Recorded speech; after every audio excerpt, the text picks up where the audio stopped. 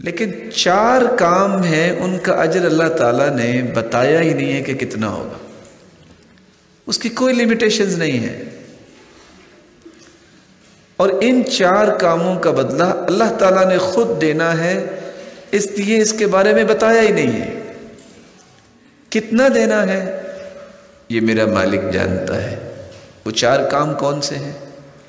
ایک روزہ ہے، الصوم لی وانا اجزی بہ، روزہ میرے لیے ہے، اس کا بدلہ بھی میں ہی دوں گا۔ اور دوسرا کام جس کے بارے میں قرآن کہتا ہے انما یوفی الصابرون اجرهم بغیر حساب،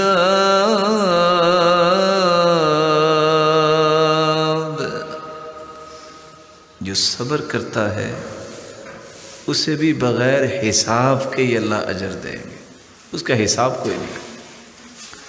آپ کسی کو کچھ دینا چاہتے ہیں، اس کو گن کے دیتے ہیں، چیک کسی کے ہاتھ میں تھماتے ہیں، اماؤنٹ لکھی ہوتی ہے، اور اگر کسی کو یہ کہہ دیا جائے کہ یہ لو خود جو لکھنا ہے لکھ لو، اس کی اور اس میں کیا فرق ہوگا وہ آپ سمجھتے ہیں، بغیر حساب۔ اور تیسرا عمل جس پہ اللہ تعالیٰ بغیر حساب کے، کوئی لیمیٹیشنز نہیں اللہ تعالیٰ کے انعامات کی، جیسے اس کی شان و عظمت بہت ہے اس کا انعام بھی بہت ہے۔ وہ تیسرا عمل کون سا ہے؟ جب انسان سچا ہونے کے باوجود کسی کو معاف کر دیتا ہے، معاف کرنے کے ساتھ ساتھ اصلاح کرتا ہے، ایسے انسان کو بھی اللہ نے اتنا اجر دینا ہے اس کا حساب نہیں ہے۔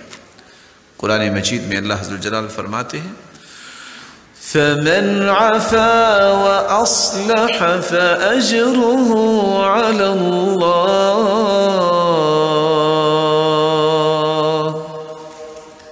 جو معاف کر دیتا ہے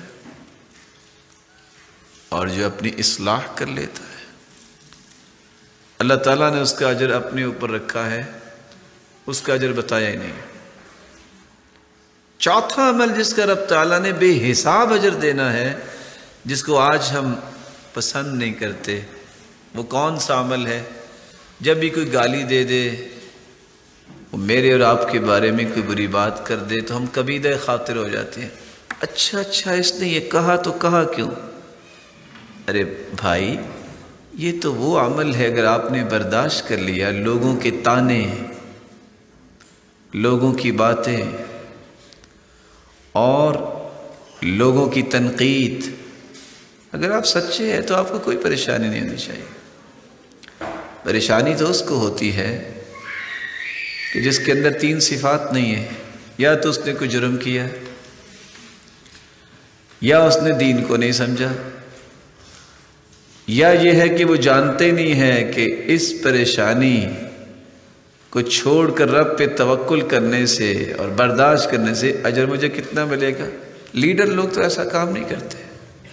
لیڈرشپ اس وقت تک انسان کو ملتی نہیں ہے جب تک لوگوں کی باتوں کی پرواہ نہیں کرتا، لیکن اس کا قطعاً یہ مقصد نہیں ہے کہ سچی بات بھی ہو تو اس کی بھی پرواہ نہ کرے، جب اس کے بارے میں غلط کوئی بات کہہ رہا ہے برداشت کرے، ٹالریٹ کرے۔ اسی لیے قرآن مجید میں اللہ عز و جلال فرماتے ہیں نون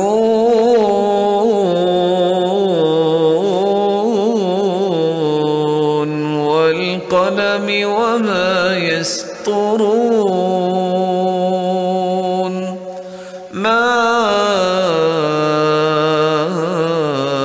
أنت بنعمة ربك بمجنون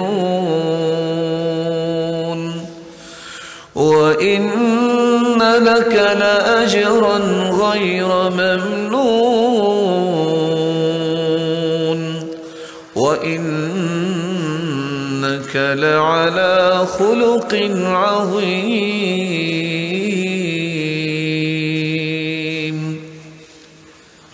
اللہ تعالیٰ نے قسم اٹھائی ہے قلم کی، اور قسم اٹھائی ہے اس قلم سے جو کچھ فرشتے لکھتے ہیں قرآن کی، اپنی کلام کی۔ ساتھ کیا فرمایا؟